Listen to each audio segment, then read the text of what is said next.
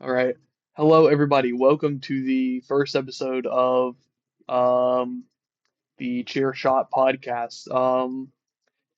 Everybody knows me because I post on this channel, but if you don't know me, I am Jay, aka Pluto from Pluto Does Wrestling. My friend over here, if you see his name, is just a P, so we're calling him Mr. P. Introduce yourself, please. My name is Mr. P. I will be his co-host. I thought you were about to cut like a That's all you mean get to ass know about promo. me for now. You'll learn I, more. I thought you were just gonna cut like a mean ass promo right there. With every So, episode, we'll unveil a new letter of my name. At the end, somebody will get a prize, so you better subscribe. because we we just have everyone trying to guess your name in the comments. I really enjoy community interaction. Absolutely. Got to go into the comment section of every Got video seven now. syllables. 7 syllables. Got 7 syllables. Just to give you a hint. Don't think too hard about it. Your name only has 1 syllable. No, no. That's a Yeah. lie. That is an illusion. Your legal name has 1 syllable in it. I've actually got 3, but don't worry about it. Well, your legal first name. Yeah. Okay, on a serious note, it's got 2. Where the fuck are you getting 1? Oh. Oh. Oh. Yeah. Okay. Okay. Yeah. Okay. Oh. That makes O is right. That's my second favorite Sorry. letter. Sorry. I'm just used to calling you by the one name. Anyways, so off I'm a topic. man of many names. I'm aware, Mr. P. Anyways, so what we're doing every episode on this podcast, or most episodes, we're going to be going over some sort of wrestling show. I think this first one we had picked was Shine 5. It was on some random November day in 2012, and we decided to go for it because it was one of the only ones that actually had anything on that date. Yeah, we tried to record this last week because this is on Monday, October 27th. We tried this Monday, October 20th, and we were gonna upload it this upcoming Saturday. We're doing it next Saturday now. Um, and when we did that, we came to the conclusion of we're gonna do SmackDown from June 7th, 2005. Right. Yeah, because which is weird because we always pick days that SmackDowns are on. Like so far, Yeah, it's it happened always twice either in a row. yeah, because the way we did it, we picked a random month, um, a, and a random year. Both of us we switched off, and then and then we just let Google pick the date, and so we landed on that day. We looked for shows. Theoretically, it would have been on the actual podcast, but can't do that because Streamlabs sucks. Sue me. Um, You sons of bitches. Cutting out my pretty ass voice. it's a joke, Streamlabs. Don't sue me. I can't afford it. Um, I dare you to sue me. anyways, I before hold somebody, grudges. I don't want to get sued. I don't want you to get sued because you wouldn't get sued because you don't run the channel. Anyways, back to the point. We picked SmackDown from June 7th, 2005. That's the Tuesday they actually held the show on. And this one that we picked before was on a Friday, which would have shown SmackDown that day. So, but we didn't want to pick SmackDown because it wasn't shown on that day, or it wasn't being held that day. So We tried to avoid it if we could, but if we end up on like this show is being shown on this day, but it wasn't actually happening on this day, it's just whatever, you know. I think the only exception we'll make with that is like Lucha Underground because it's all like shown like week to week. It's all pre-recorded.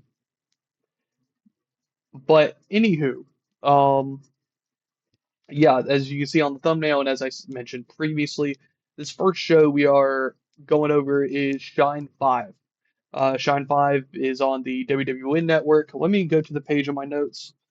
Um, it has quite a few wrestlers, women's wrestlers that have been on um, TV. Uh, you want to go down? You want me to go down the list, or do you want to say something? I don't want to take over the podcast. Oh no, you're doing great. Thanks. Um, yeah. So Shine Five has had, or Shine Five has Athena, who is Athena in AEW, but is now Ember Moon. She's the current Ring of Honor Women's World Champion. I'm not gonna grab that. She's the Ring of Honor Women's World Champion for over 1,000 days at this point. I wouldn't be surprised if she held it for Man, another 1,000.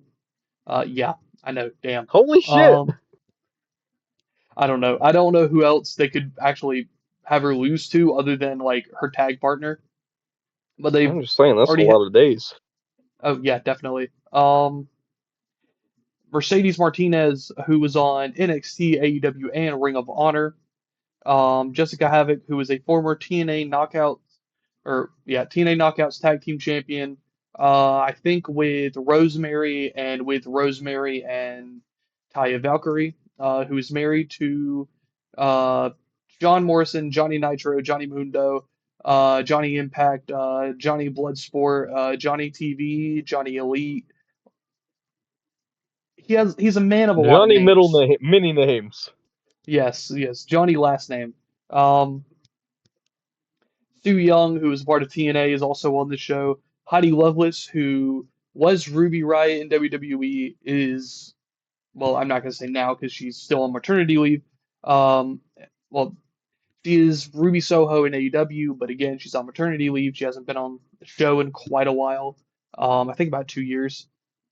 Um, Amazing Kong, who has been shown on WWE as Karma, and I think she was Awesome Kong at TNA, but I don't know. Amazing Kong was also in AEW for a brief stint um, until she decided to retire and continue with her family.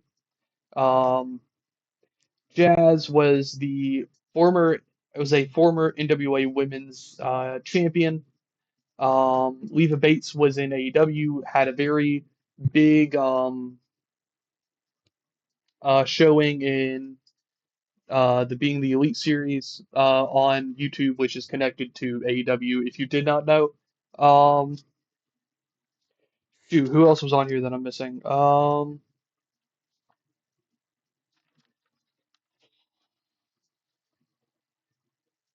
I think that's it. Yeah. Oh, Evilise was on Tough Enough and won the um, AEW Deadly Draw Women's Tag Team Tournament back in 2020, defeating um, current WWE champion's wife, Brandy Rose, and a recently returning Allie, who recently returned at Mystery Wrestling 1819. Yeah, and if you haven't noticed already, we're keeping the show pretty informed. That's the goal. And if you see me looking up, I have two monitors. That's why I keep doing that. Um, but yeah. Man knows his game. Oh yeah, I do my research. I prefer to know or at least show everybody that I know who's on here. Yeah, I know my shit. He doesn't, but I know my shit. I don't even know what wrestling is. The Shine was my first show. Well, that was pretty good too. It was a pretty great show. I think I might start watching this wrestling thing from now on. He's watched WWE. He hasn't watched a lot of indies. I like how they slam each other on the ring. That's pretty cool. And then they talk shit. You Rudy Poo candy ass. Anyways, um, you want to start us off with the first segment of the show? We've had like 10 minutes to ramble. We got to get to it. Well, see, I actually don't have the first segment. I didn't take notes until the first match.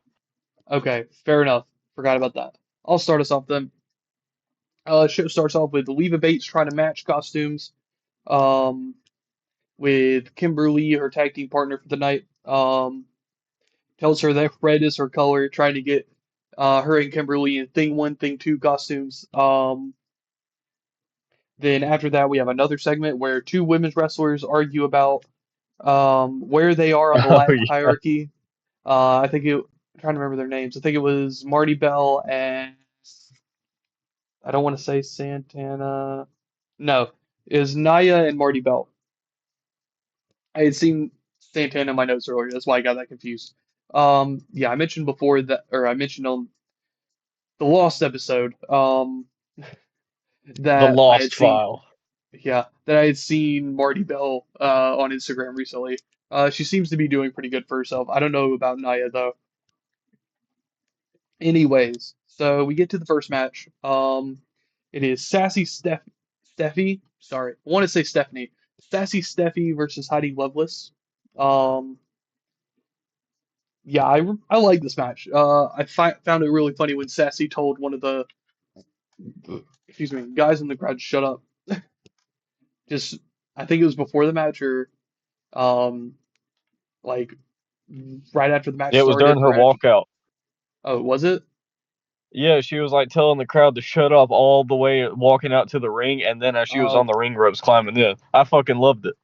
yeah. I didn't notice it until she had like looked out the ring and was like, "Shut up." Yeah. There's a lot of good back and forth. Why did I write back and forth? That They confuses were me. actually Okay. two. Huh? Oh, I'm just rambling. Oh, you can ramble on this podcast. We got an hour to fill. Um, but yeah, there's a lot of good back and forth. A lot of good heel work from Steph. I feel you can agree with me on that. Oh, absolutely. Their character work and the way they worked the crowd was absolutely phenomenal. Like they had that's one thing I was really impressed about with the small little indie shows. They had some really good fucking crowd work. Like their character work. Never seen them before in my life, and immediately know like who they are, what they're about, maybe kind of how they're gonna wrestle. It was Hmm. great, Yeah, I know. and the commentators really sold it too. They were very enthusiastic.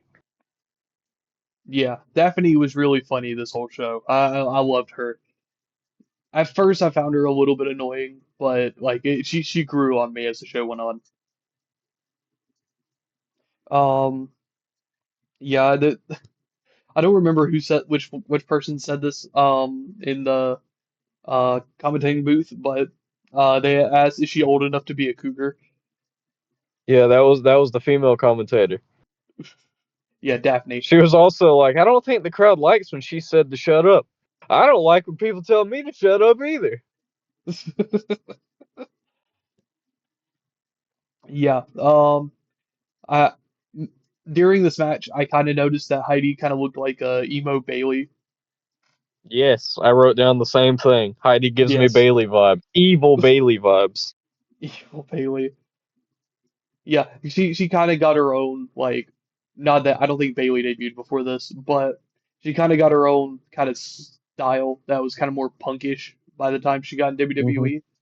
So I mean, she kind of went from emo to punk, so I think that's probably progress. I don't know. There's a really cool torture rag variation. I don't know if I could get a picture of it, but she kind of had her like over her shoulder, I think. Um, Is that what she won the match with? no, she won it with her finisher called the Kiss My Sass. This is I was pretty about to say I just devastating. fucking spoiled the ending of it, but fuck. No, you're fine. That was near the ending though. Um, But yeah, overall, I feel like we could say this match is about, or I could say this match is about 6 out of 10. I don't remember my rating, but I'll give it a 7 out of 10 just to one up you, and also because we were talking about Steffi's character work. And I wrote down at the end of the match, she got like face to face, nose to nose with some old ass man and started yelling at him. I fucking loved that. That was great. Because like I I wonder forgot if the about old that. man would have just fucking popped her ass. Just, Yeah, fucking one of those why I uh, I, honest. why I can't do the whole thing because well, but uh yeah. So she won the match with Kiss My Sass. And then we Which go was a to good the net. finisher. Yes, it was a very devastating finisher. I very much like that. I think it was kind of like a like dropping her with her like I don't know how to describe it. I hadn't seen it in over 2 weeks, but yeah. So next we go to a segment where Rain and Mercedes Martinez didn't really seem on the same page. But honestly, I didn't really notice that much throughout the actual match. Like the worst I've It was seen. We'll get into the match when we get to it because it was still a pretty yeah, good yeah. match though. And then we move on from that segment. Um, where it's Naya Barella versus Marty Bell. Um, yeah, one of the first things I noticed throughout this match was in the background they kind of had like a weird carpet area in the venue. Like this I was before the remember you match started. saying that. Like that was it's neat. Yeah, it's neat, but it's like strange. I don't know. I forgot to look up the venue last week. Um, Funny enough, I think that carpet look helped give it like more of an indie vibe. I feel like it set it apart. Maybe not necessarily in yeah, the best way, but it set it apart from other shows. Because I've seen a little bit of Ring of Honor and TNA. They didn't have fucking carpets. yeah. It's more. I think it's more of like the venue. It just had that. Like I don't think it's Yeah, a bad thing. It's like you run it in a venue. You can like that's what the venue has. You can't really change that. But yeah. It's I just don't know. It's there. It's not just a bad. like little trivial thing we noticed. Yeah, I know. I know. I mentioned this on the Lost episode. But the spicy comments were kind of weird. Like it's just like you have two Latino women in the match, and it's just like, why do you keep referring to them as spicy? Can we just like take a minute to appreciate the fact they were clashing simply because they were racially motivated on who is the best Latin whatever the fuck. Top of the I Latin wrote hierarchy. down, I don't know which one said it, but I wrote down one of them said, I am a true Latin. I'm the true Spaniard, which means I'm better. Like, you can't say that. I am racially pure. I can't say that. That's They had two German guys do that. You can't get away with that. I feel like you get two white guys to do that at all. I don't think it's right. Not that it's comparable, obviously, Like it for was just different such a reasons. like it was such a goofy thing to feud over, and I loved it. Yeah, yeah. I'm just trying to make my point that like it's obviously different. Oh yeah, yeah, yeah. Yeah. Anyways, I just didn't want to come off in that way. But anyways, in the midst of the spicy comments, they asked if Curryman was here. I think you looked up a picture of him last week Oh yeah, fucking because you didn't know who Curry Curryman man. was or Christopher Daniels. Who the fuck is Brian Danielson? I keep seeing that name pop up everywhere. That's not the name I said. I'm hearing talks of this Omega Kennedy guy. Who is that guy?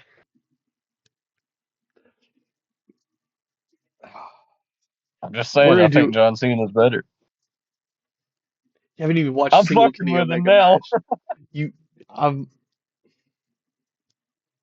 Anyways, I gotta make you pay for losing my audio. I'm just playing. listen, man. I couldn't help that. I tried. We had been dealing with audio issues that whole time. Anyways, Um, Yeah, on with the match. with the actual match we're trying to review, Nia versus Marty Bell. Excuse me, sorry. Yeah, they were just like torturing. I think it was Marty Bell's afro. They're like just like constantly grabbing and stepping on. That had to hurt. Yeah, yeah. Like I don't like like it's still hair. So like you getting your hair pulled, like that's still that hurts like hell. Well, like I don't know if it's different. I don't like with I think it's Well, like 4C having an hair. afro. Yeah, I don't know. I don't know how different it is, but like I that's still gonna hurt because this I depending on like what you do with your hair, like it's a lot tighter. Oh yeah, yeah, and if like someone steps or pulls it, you're gonna feel that because it's gonna like tug at the root. Yeah, like I don't think I would have even suggested that if I was her. Like I feel like that hurt that hurt me, and like I got like just regular like just this kind of hair. See, that's what I respect about these indie wrestlers too. Is because this was an all-female show, by the way. I don't know if we Yeah, mentioned that. Shine yeah, I Five think was an all-female show, yes, and they're not getting paid a lot, I would assume, if anything. So they're taking these bumps for the love of the game, and that's yeah, admirable. yeah. I think it's kind of admirable about like deathmatch wrestling too, not just like any kind of indie wrestling, because like these deathmatch shows don't pay a lot of money, whether you're the promoter or like the wrestler, because like you're just doing it because you love doing it. I mean, Uh, I would. That shit looks fun. yeah, I wouldn't do a death match. I wouldn't do a I death said, well, match. I'm a little messed up in the head. I've always wanted to get like I have been thrown off a ladder. I haven't been hit with a steel chair, but I've always wanted to be slammed on thumbtacks. I just want to see what it's like. Just take a fucking AA onto them or something. You know what? You know what? If I get that promotion, I want to get running, then like I'll put you through thumbtacks. I I'll get really that set liked up. Mick Foley as a kid. That's all I'll say. You kind of look like a McFoley guy. The people can't see it, but you kind of look like a McFoley guy. I'm a Mick Foley guy. That just kind of makes sense. I don't know how to explain it. It might be the beard. It's got to be the beard. Yeah. Anyways, I know there was at one point during the match where Nia tried to hit it like the surfboard with her. She got her legs and she's got her arms back, trying to raise her up, but she got her shoulders down. So she was trying to pin herself, or it looked like she was trying to pin herself. It was rather odd. Yeah. Um, and I don't remember the rest of the details of the match, but there was a tequila sunrise that could have been better for the finish. It's kind of like trying to think of a way to explain it. Like you had person on your shoulders, and you kind of like a reverse F5. Like not like the F10 that Karrion Cross does, or Killer Cross. Sorry, didn't mean to detonate him. Where they kind of like do this, get him for a cutter. It kind of looked a little wonky when Yeah, Naya did it, but it was the still a pretty execution good. wasn't as polished as it could have been. Yes, it had a really good like rest of the match. It's just the finish was a little weird. I don't know how young they were at this point, but yeah, I'd say a match about 4 out of 10. Yeah, it was a solid match. I remember I gave it a 6 out of 10 just because the pacing and the momentum with the back and forth all the way up until the Tequila Sunrise was. I enjoyed it. It was entertaining. It was just that Yeah, like weak ending. I can see that. Um, so after that match, Sassy Steffi cut her a okay heel promo, for like indie wrestler. And with Heidi also cut a promo after that, showing that she very much wanted redemption for after that match. And then we cut to Sojo Bolt versus Su Young. Um, yeah, the first thing I noticed was because like during the like her TNA days, all I saw from Su Young and all I see from Su Young now is like this Cydeco like ring the movie like crawling out of TV type of girl. No, she just looks like an un-anime Academia. And I'm But probably gonna need to show a picture for this, and I'm probably gonna need to show you a picture. You know what? I'll do it right now. You can talk while I'm looking this up. I was about to say, while you do that, one thing that's got to be said, it can't be ignored. Her theme song was absolutely awesome. It was so upbeat and everything. It was Oh, fucking groovy absolutely. coming out of that 70s type shit. Absolutely. I need like a good regular picture of her.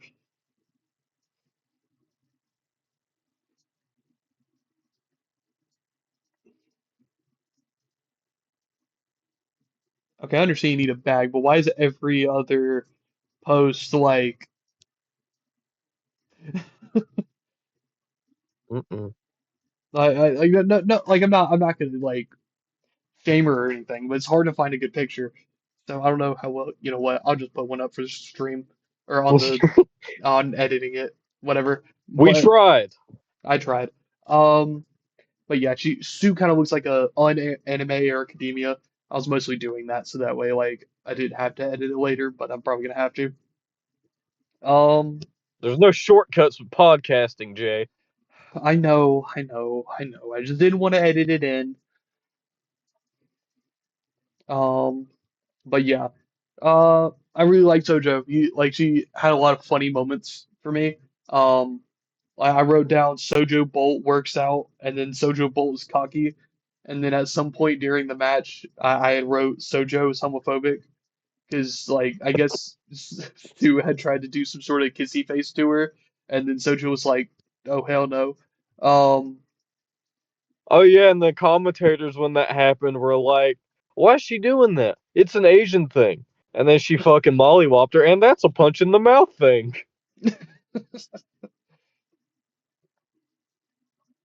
yeah. Very So effective with the punching and kicking to the face area. Commentators were on fire during this match. absolutely, they were on fire with every match. It feels like. Um, but yeah, so there's a interesting head scissor submission in the ropes that I had seen. Um, I can't remember if it was like over the ropes or It was through the like middle rope on it was the through the ring middle apron. rope. Okay, Yeah. noted. Yeah. Again, I hadn't watched this in 2 weeks. We tried to do this last week and I fucked it up somehow. Um, He described it a little more eloquently than I will, but I wrote down Sojo did some weird fucking neck choke with her legs through the middle rope on the ring apron. Right after the announcer went, "See, your brain cells still work. You're not just a pretty face." And it was like the ultimate fuck you. They were so backhanded the whole match. yeah, yeah, it kind of did feel that way. Um, there was a second weird finish, but that's all I wrote down. Do you remember what it was? All I have is that Su Young won the match. It was a Okay, pretty weak ending, and it, you know, yeah. I gave that match a 5 out of 10. Yeah, I gave it 6 out of 10 because it was like I felt like the build up to the finish was a lot better, but the finish still wasn't the best. I Um, put down that I thought the selling was the best from like the wrestlers, what they did best. I thought they had some very good selling. Everything else, I yes, felt like, but they did yeah, great with that. you definitely tell like they were like putting over Sojo's strength with that match, just in general. I agree. Yeah. So after the match, we had a Kong and Jazz promo. Honestly, like you could just, or it was mostly Jazz talking, but you could like I'm gonna bring this up a lot during their actual match, or when we go over that match. You can just like tell that there's some like superstar aura coming from them, and I know it's corny to say now because people overuse the term, but like you could just there's a lot of star power in that segment from It both of was them. radiating from her. You could feel it through the television. At least I could. Dude, and this was like 15 fucking years ago. I could Mhm. still feel it. That's crazy. Yeah, and honestly, I didn't even know who Jazz was before this. Like, I knew of Jazz, I just didn't know who Jazz was, and like, she just had that kind of star power. And she was in WWE for a brief stint, I think. So I don't know why she wasn't used more. She might have been on a WrestleMania. I don't know. I mostly wrote down the NWA World Title because that's like the highest achievement I could see from my research. But I might need to research better next time she's on a show. But yeah, I wrote down that these were they were my early picks for the win.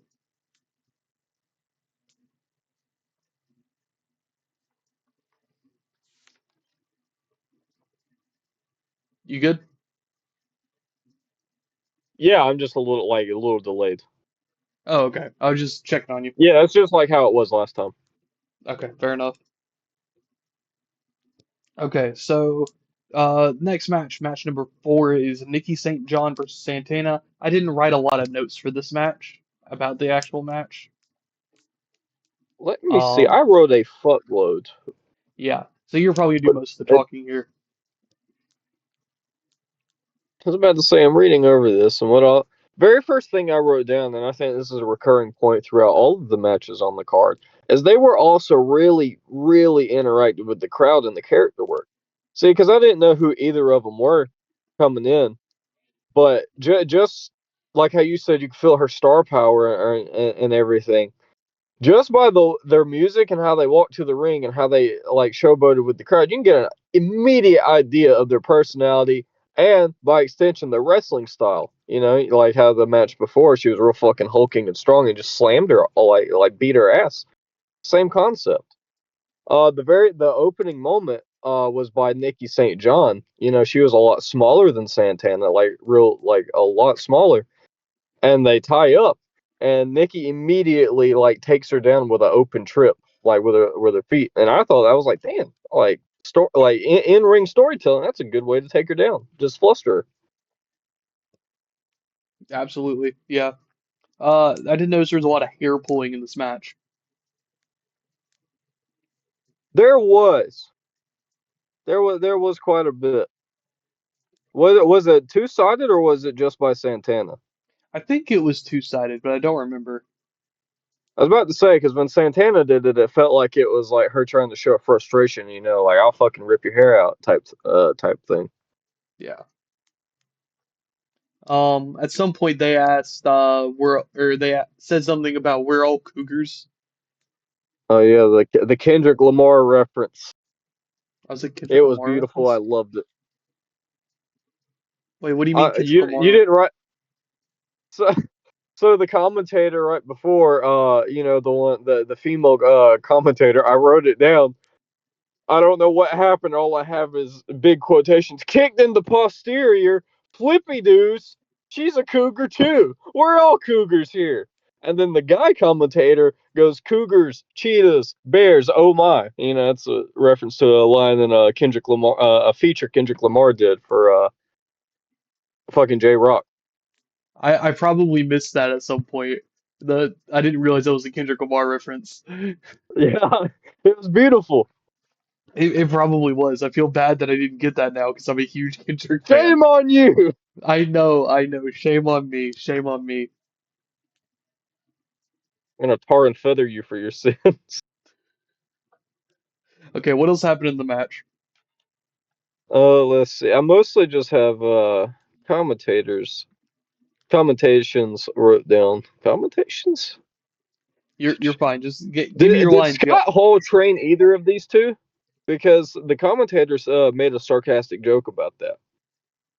I have no idea. I can look that up real quick. Because if he did, that's really fucking neat.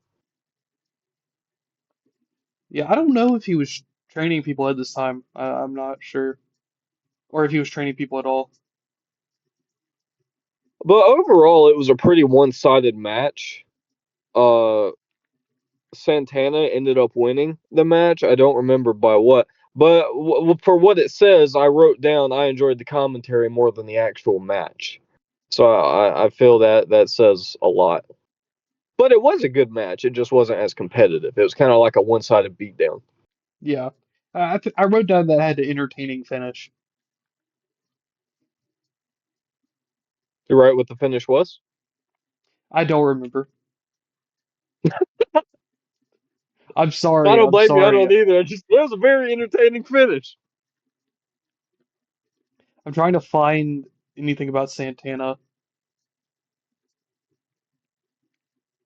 If any of No, you I want to know watch Shine 5, skip match 4. They don't deserve it. I'm just playing. They were that's great. so mean. They were Yeah. great. I enjoyed it. So There wasn't yeah, a bad match on the card. yeah, it's about 5 out of 10, kind of middle of the road. And I just looked that Yeah. up too. It doesn't say anything about either one of them being trained by Scott Hall. But Nikki St. John was trained by Al Snow, but she retired like the next year, excuse me, Oh, in wow. I 2013. wonder what the commentators were on about them. Yeah, I don't know. Might have just like Scott Hall. I don't know. So yeah, the next segment, Shine 3 on DVD. I have that DVD. Feel free to send sponsor money any day, Sean. Uh,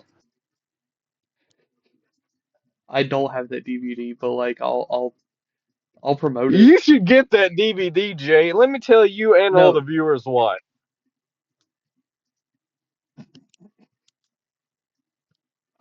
I haven't seen it, so I can't. I mean, if they want to give me the DVD, I'm not gonna argue.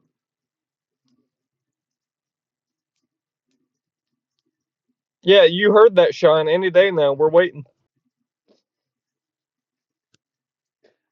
Or WWN where you can purchase and watch Shine 5 straight from the platform. That's a pretty good idea. This is why we pay you. No, you don't. I'm going to. You're going to at some point. It's Well, an IOU. Don't worry about it. why would you pay me? Don't think too hard. All right. Why would you pay me? Thinking is the root to all evil. You don't run the channel.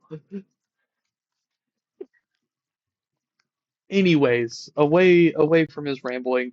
Match number 5, we have the team of Made in Sin, consisting of Allison Kay and Taylor Made against the team of Leva Bates and Kimberly.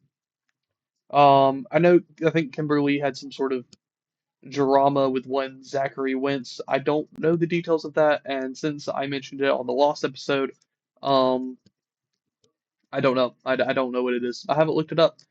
I don't care to look it up. This is not really much of my business unless, but I don't know. I don't know enough about it. But we're going to ignore that for this match. Um, yeah, Hard Rock was a nice theme song choice for Maiden Sin. Personally, I I feel like it agree. was good. Like it set them apart from everyone else on the show who didn't have Hard Rock. So that was definitely a nice touch. As I've mentioned before, Daphne's funny. That's straight on my notes. I don't know if y'all can read it. No, y'all can't read it. It's actually pretty clear. Well, no, it was clear. It's Can't just speak so. backwards. It's just backwards. You can just read right to left. It'll work out. I can't do. I don't know how to. Anyways, I loved the dynamic between Leva Bates and Kimberly. They marry very much have that kind of like chemistry with one another. You could tell that through this match. I also Um, wrote that down. They had really good fucking chemistry together.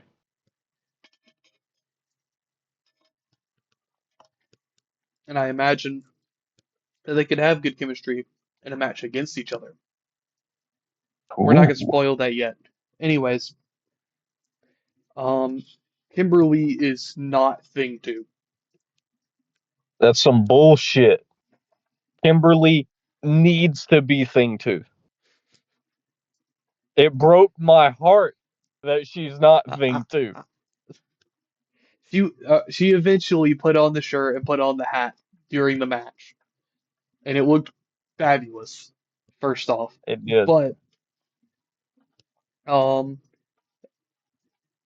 yeah, Allison Kay honestly had like my attention throughout this match. I wrote down 3 different kinds of moves. She hit her with a knee. I don't remember in what way, whether it was like a Kenny Omega V trigger or like just a straight up knee to the face. I don't remember. She had a nice submission and overall just had good psychology. Um, there was a close finish, I think, from leaving Kimberly at close to the end.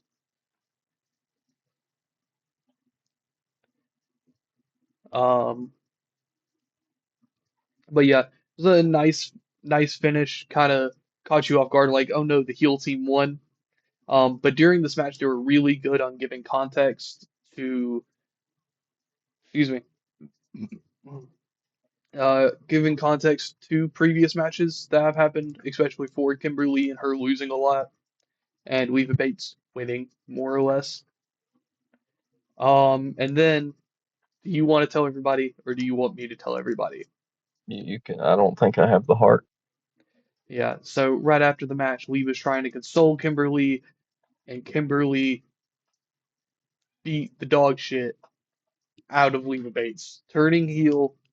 It's a She really good. committed murder. She broke the friendship. She ruined the tag team. She can't be the thing no more. Man, she made the biggest career blunder of her entire life, beating the shit out of her. And the referee just stood there. He didn't even try to pry her off. I think she had the ref on the payroll because he just stood there powerless. I wrote it down. He just called for help. I don't think so. I don't think that's what happened. Um, and we'll get into why that's not what happened in a minute. But overall, I think the match, including the heel turn afterwards, was 7 out of 10. Like honestly, I felt like it was one of the top three matches on the card I on agree this with that. It specific was card. it was top three. Yeah. Um, yeah, so after the match there was a Nia promo and all I wrote down was Latin hierarchy. I don't get it. I don't get it, but maybe it's just because I'm a white guy. I don't know. Um, so after the match, or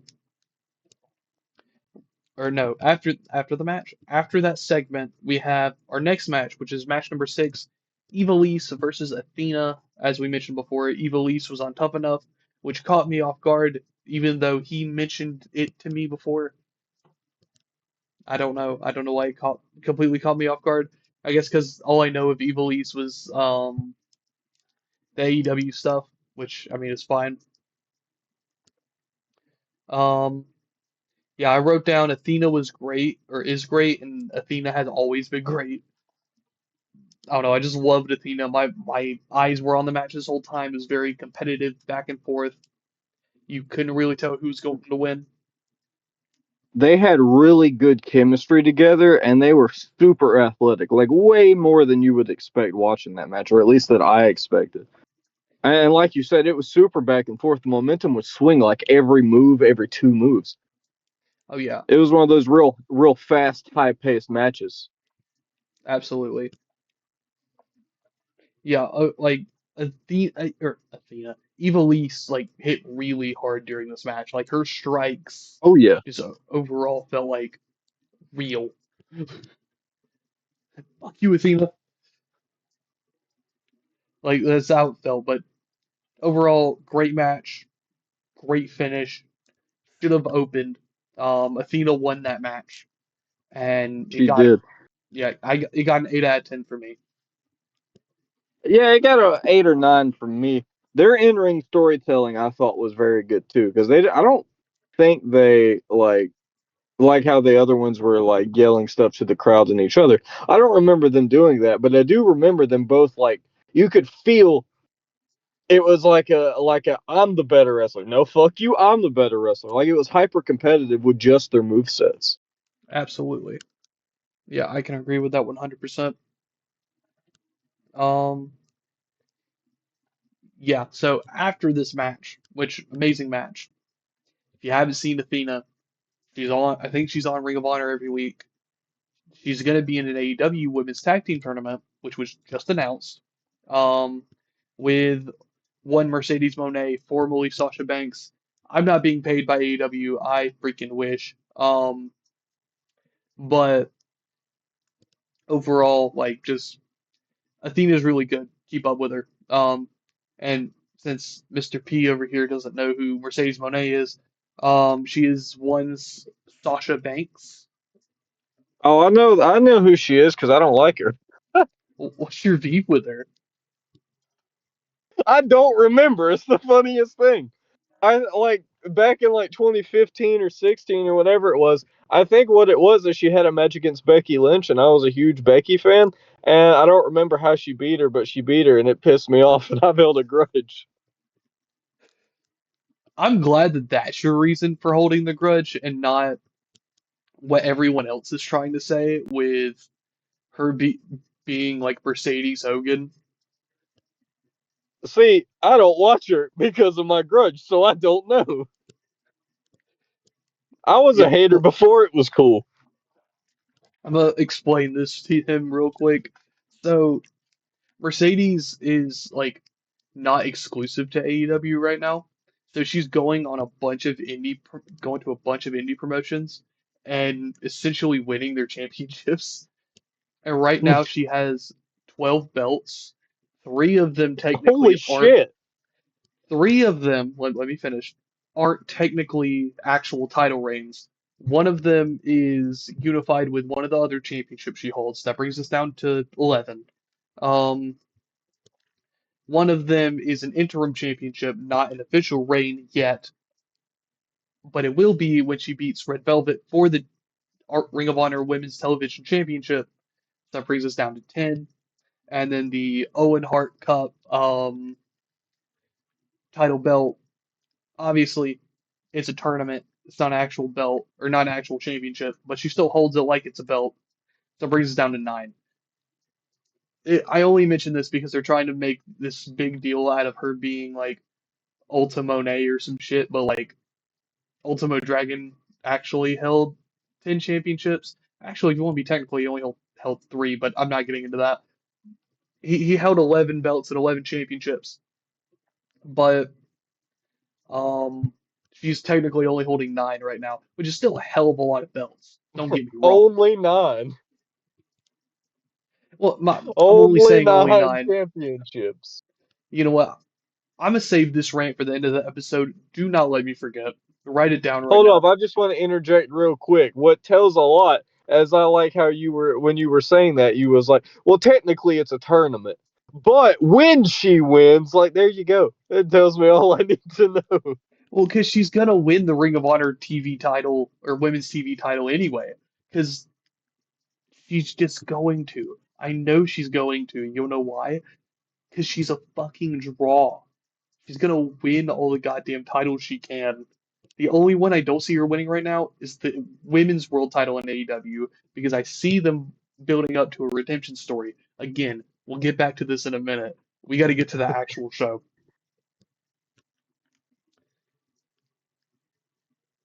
But yeah, great match from Athena and Evil East. So we shall move on. Um, Shine 4 is on DVD. That's the next I have segment. that DVD too. No, you don't. I am sponsored by Shine. I'm more of an ambassador though. More of it. Trying to get more men to watch women's wrestling. It's a how do they word it in business? It's an untapped market. I think there's huge market potential in Shine Wrestling. I can agree. I can agree. See, I'm not just being a smartass. No, you are a little bit. Um, Anyways, away from that segment, which was not really a segment, more of a commercial. Match number 7. It is Jessica Havoc versus Ricky, Nikki Ricky, Rocks. Ricky Nikki, Knox, leave me alone. Nikki versus Ricky God, Jessica Havoc versus Nikki Rocks. Sorry, I might be a little dyslexic. with I don't know. a 111-minute time limit. Oh Lord, I forgot about that till you mentioned it. Yeah, so I it was a felt that big. was important because it threw me for a fucking loop. Yeah, you're not wrong. So during this show, um, they decided that or Daphne decided she was gonna fuck around with the time limits. It was like, yeah, this match has 100 minutes, and then the next one had 111, and the next one had 125. It's just like, damn. Hmm. But anyways, first thing I noticed in this match, and this is not even watching a Jessica Havoc match previously, I just know a lot about her. She has a lot of ass kicker aura, So, damn right. and you could definitely tell that during this match because my next note is Havoc is killing her LMAO. Yeah, she broke her back. She like folded her straight over her knee, like head to canvas, toe to canvas. It was brutal. Oh, absolutely. It was crazy.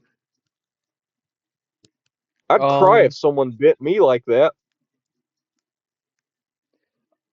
there's a joke I'm not gonna make there. Um, yeah, the announcers were really good at putting over Jessica Havoc. And they were very good at shit talking a certain someone too. Did you Oh, remember absolutely. that? Yes. Yeah. Nikki Roxx made a really good underdog. Um, yeah, I remember the references now. So there's a funny Hogan reference made during this match when tried to win via leg drop, and they had made the joke leg drop. The Whoever won with a commentators. leg drop It's not a real finisher. It is was not a real beautiful. finish. It's not a real finisher. Yeah, big boot's not a real signature either. Oh, them's fighting words. What do you mean? Why is that? Why are those fighting words? What's that? Why are those fighting words? The big boot is awesome. It is a staple of professional wrestling. Kind of overrated. Overrated. Hmm. But have you ever seen The Undertaker hit a big boot like a clean one? Yeah, it's okay. And you're just not impressed. I'm not impressed. He's done more What impressive impresses you? things. That dive to the outside at WrestleMania 23. See, he couldn't have did that without all those big brutes. They were like warming up the hamstrings. They were warming up the hamstrings. You don't think he would have just like warmed up his hamstrings before the match? I think match 7 was a very great match. Anyways, cut to the finish of the match. There was a brawl that led to the outside, which led to a count out or a double count out. Nobody won this match. Nobody lost this match. And it was an okay finish, but I felt like it left room for like another match in the future between them, which I don't mind it this time compared to like if it was like two DQ match finishes in a row. But they this is the I only time agree they've with done it. I agree with that. It was a really good match. I actually thought it was the best match of the card so far. But it definitely had the worst ending, like that left the sourest taste in your mouth because they were the way it ended is they both were about like they were frustrated, so they were about to hit the other with a steel chair. And they both go to hit each other and then they just kind of stop, look at each other, throw the chairs down and then start brawling until they're outside the ring. But it from the chair attempted shot to brawling outside the ring to the count out, low happened in like 30 seconds. So it felt really rushed. Yeah, It felt really rushed, and then just having no definitive winner. I mean, yeah, it opens up the door to the future, and they definitely need to they need to run it back. But it could have been, it was a good idea, but a poor execution, in my opinion. I think that's a fair take. I don't think it was a bad finish only because like this is the first show of them I've watched and this is the only time I've seen them do this. I like the concept. I just felt they rushed it. I think that's fair. I think that's fair. Because Uh, it was very like not just the actual ending sequence was rushed, but they had a really good like rhythm, really good momentum going, and then it was just all of a sudden frustration grab a chair. It felt yeah, kind of hasty. that's fair. I can understand that. I think overall the match got about 5, 6 out of 10. I gave the match an 8 out of 10. I think that's fair. I'm a lot more stricter with my ratings than you are. Like if I My see a ratings are match, very subjective. that's fair. But I try to keep mine as objective as possible. Um, but yeah, so the next segment it was a WWN live ad. And boy, was it an ad. Hmm. They're really good Actually, at advertising. yep. Actually, kind of made me want to look at some of the other stuff on WWN. I'm not gonna lie.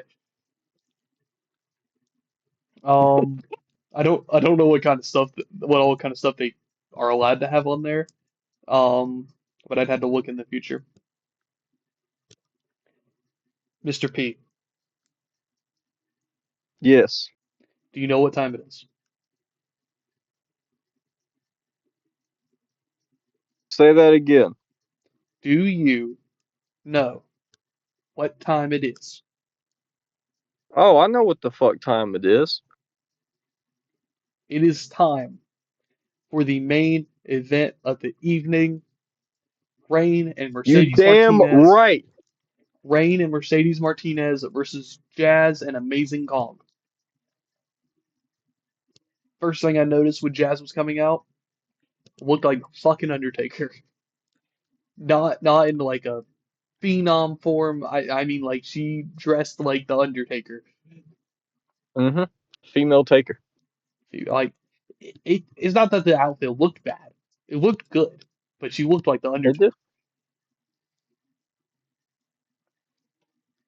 I wonder if Um, that's what they were going for. I can see that. I can see that. I wondered about that. I felt like it was a 50-50. It was about a 50-50 shot. Either way, outfit still looked good walking to the ring. But as I mentioned before, Jazz and Kong throughout this match looked like superstars. Absolutely looked like superstars. Um, they the crowd did a really good job about putting Amazing Kong over. The Chanting crowd Kong were is gonna, very, yeah, yeah. Crowd were chanting, very fucking involved. yes, they were chanting Kong is gonna kill you during this match, like she was Samoa Joe, which compliment absolutely. Um, whenever Jazz was in the ring, I remember it being very technical. Um, it's a very basic match setup though. Not that that's necessarily a bad thing. I don't think it needed to They be did it anything more than well, that. though. They They did it well. executed it very well. The match didn't need to be anything more than like a basic match setup. You beat up one of the faces up, the face tags out, and then oh holy shit, here comes Amazing Kong. And that's That's what you definitely felt watching it, too, was, oh, holy shit, one of these girls about to die. yeah. I don't know whether it's gonna be Rain or Martinez. One of them's gonna fucking die, and one of them It did might be die. both. Look at that big, scary woman. Yeah, exactly. I wouldn't fight Amazing Kong. Would you fight I mean, Amazing Kong? you could just only do it once. But when People do Amazing not Kong, survive the Kong.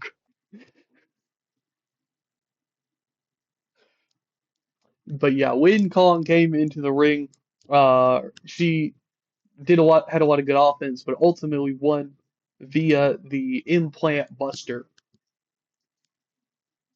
which is crazy sounding move. I don't want my implants to be hurt or Bro, busted. for real. Don't you be busting my implants. I paid top money for them.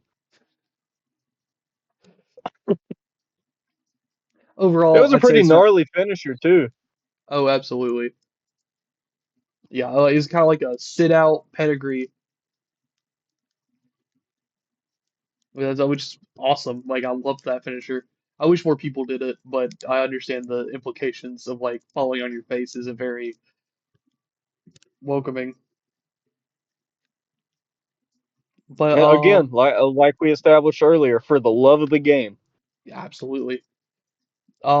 But yeah, overall, I'd say this match got about 8 out of 10 for me. Yeah, I agree with that. Yeah. So after the match, we have a Leva promo where she felt bad for helping Kimberly after um her heel turn. Um, talking about how she saw her losing and she just want to help her out. She just want to be there for her. And you could definitely tell this was going to lead to a big feud between the two. Um, as it should. yeah, then we cut to Kimberly underneath the table, just going, "I am a winner. I am a winner." Just like Squidward, like future type of thing, but she's just sitting up. I am a winner. I am a winner. Still in her thing too, sure, by the way. She was Um, done so dirty. Leva or Yeah. It was done so dirty. Like yeah, never won a match. Gets betrayed. Crying under a table. I mm, made fun of by the commentators. Like she did not have a good night.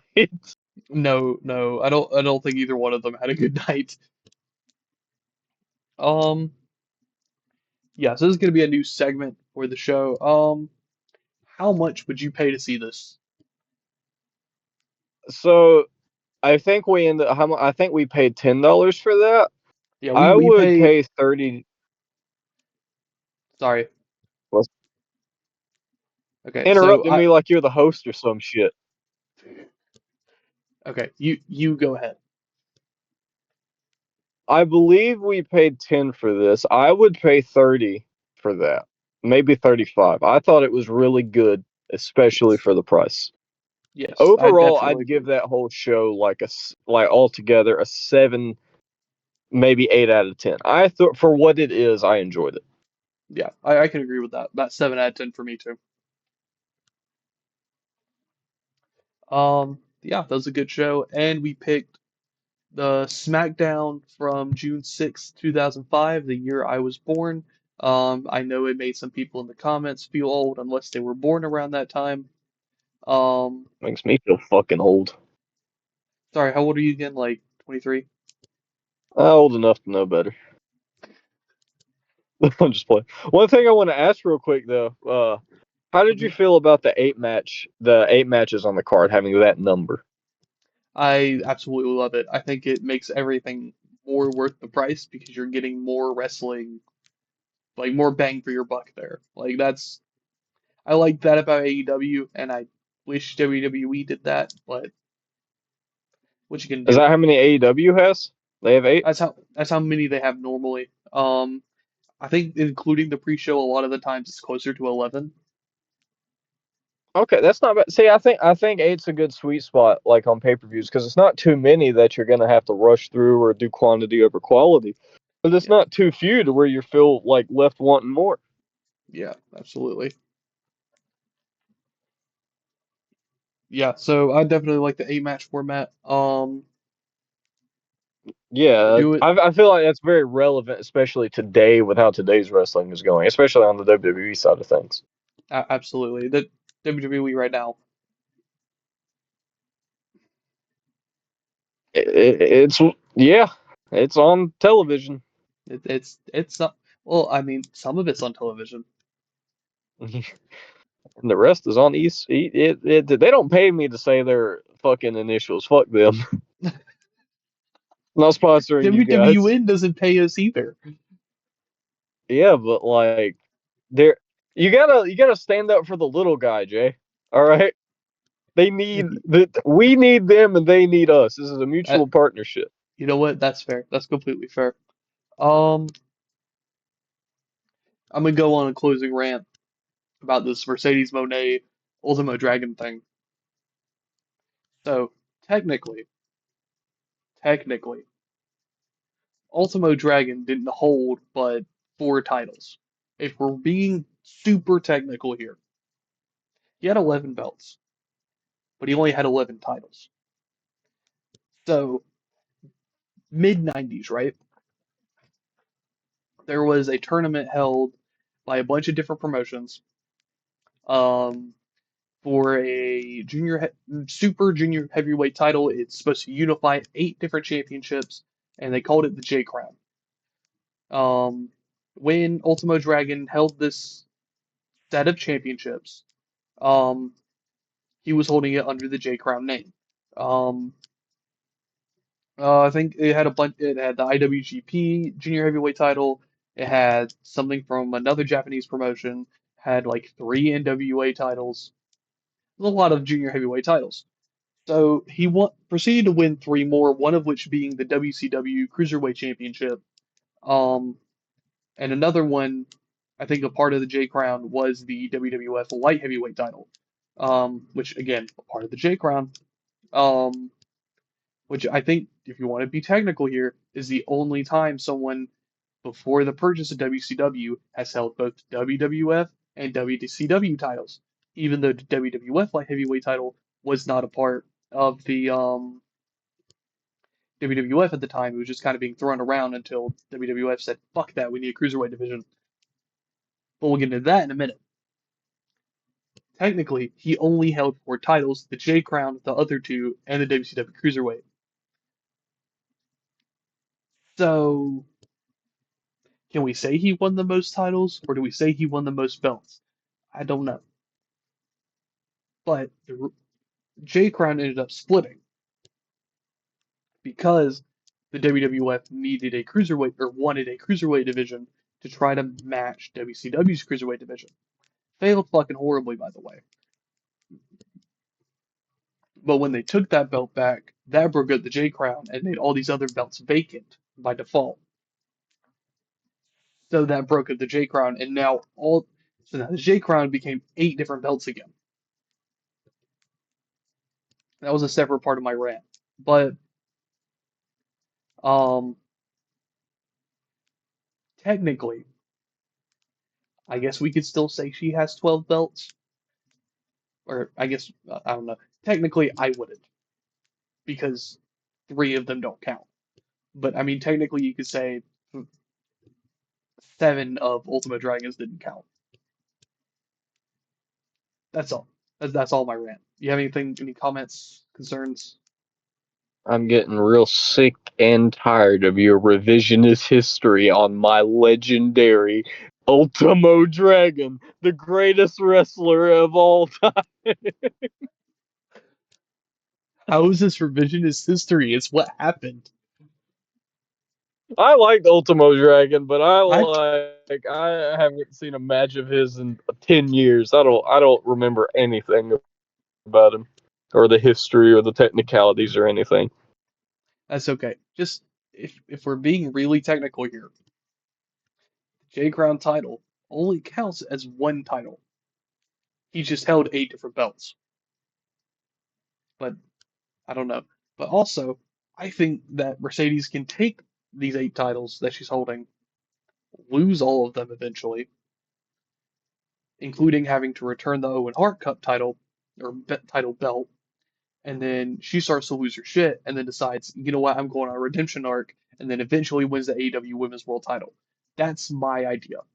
I think that works the best, and it's not just belt collector for the sake of being a belt collector. So it sounds to me, as someone who doesn't watch AEW, it sounds to me like Miss Monet has every belt except the one that matters most. Is that an accurate assessment? In AEW terms, yes. I can't Ha name ha! you Take that, Monet. as if you want to be technical. She has well, I say technical, but she has 2 TV titles, including the interim Ring of Honor women's TV title, um, the TBS title. She has a shit ton of indie titles. I'm not gonna name them all. The CMLL women's title. There's more. The Rev Pro women's title, which is a um England thing or a UK thing, but she hasn't won the AEW What's her Women's World Title yet. motivation for doing this? Like, is she just Uh, going around for the fuck of it, or has she like cut a promo and said like, "I'm the baddest bitch"? Like, what's going on there? Real life motivation, they're trying to say that she's just trying to build these companies up. Um, Character motivation, I think she just wants a shit ton of belts because she's going by the nickname Ultima Monet right now in reference to Ultimo Dragon. So I think it was just getting belts for the sake of saying you have 12 fucking belts. I mean, as shallow as that is, I respect it. Oh yeah, I'm gonna get all your belts. Oh yeah, we'd like to see you try, and then they're just dropping like flies. Yeah, she holds one from Winnipeg. She held one from Japan, but then she lost it at some point. Um, she holds one from America. She holds one from Mexico, one from England. I think one's from like Ukraine. No, Holy that shit, that's feels cool. wrong. No, Denmark. It's a European country. I know that for sure. Those are two very different countries. They're European. That's all I They're know. not even close to each other. I don't know. Well, they sound similar. Denmark and Ukraine? Yeah. But anyways, um, closing off the show, we have the next episode in 2 weeks' time. So we're gonna upload this. Excuse me. I'm gonna upload this on the 8th. Hi guys. So this is a couple of weeks after we recorded this first episode and before we're recording the second one tonight. This is the 12th right now. This is still during my uploading break. So just gonna interject this in. Yeah, this is gonna be uploaded on the instead of the 8th, which we've already passed. This is gonna be uploaded on the 22nd. Um, Yeah, that's pretty much it. And then the next one will be uploaded, I think in the beginning of the December? No, the 29th. So expect episodes no, not 29th. Sorry, this is very impromptu. I was just editing. So there will be uploads on the 22nd and the 6th. So expect uploads around those days. Well, I mean this one is going to be on the 22nd, but um yeah. You already know about the 22nd cuz it's already uploaded on the 22nd. But expect the second episode on the 6th. Um yeah, a lot of stuff's happening. I haven't even made it to that funeral yet. It's supposed to be Friday. I want to get stuff set up for when I get off the break because I still got a lot of stuff to catch up on. But yeah, I'm doing okay. I love y'all. We're gonna continue. And so 2 weeks from that would be the 22nd. So on the 22nd, excuse me, we will be uploading the video to review SmackDown from June 7th, 2005, featuring Chris Benoit, JBL, a lot of ECW guys, because I think they were trying to build up a one night stand show. Not the one night stand from 2006, but the first one night stand. And yeah, do we want to figure out what episode 3 is going to be, or do we just want to wait for the next episode? Let them think about it. I say we wait until we've done it. We don't want to get too far ahead. That's fair. That's fair. I can 100% agree with that. So, we shall see y'all next time on this podcast. Excited to see where this goes. Mr. P, close us out. I hope everybody enjoyed watching it as much as we enjoyed making it. And if you haven't checked out Shine, you really should, because like it was a really great show. It's the only one I've seen. I can't speak for him, but it was a lot better than I expected going into it as a guy who hasn't really watched indie wrestling. That all? Or do you have more? That is all. All right. If you want to watch it, we will have it in the description. Um, if you don't want to watch it, No, they want to watch it, all right. I'm They want to watch it. They know they do. but if they don't, then they're really missing out, and you're You're hurting my damn right they feelings. are. You're hurting my feelings. Hurting my soul. Okay. Hurting my I'm employment too, actually. My livelihood depends on y'all watching it. We're not okay. Um, if y'all have any We're not requests, sponsored. I just wish we were. Only by Shine though. I'll leave my side. But yeah, if y'all want to watch the show, we really recommend it. It'll be in the description. I'm also doing a local to global of my own custom promotion on TEW9. We are currently in 1996. My champions are Raven. Randy Hogan. Raven is my men's champion. Um, I'm sorry, I had a cough. Os My bad. I'm a little sick. yes. Mo I haven't recorded the next episode yet, but will most likely be my men's world champion by the time this is out. I will have my tag team champions are still planned to be Simon, Diamond, and Chris Jericho. If they're different, my bad. Um, my TV champion is Kid Cash, uh, as of this recording. And my women's champion, soon to be women's world champion, is Wendy Richter. Okay, that's all. Bye, guys. See y'all next time. Mr. P, wave bye. Bye. Okay, bye, guys.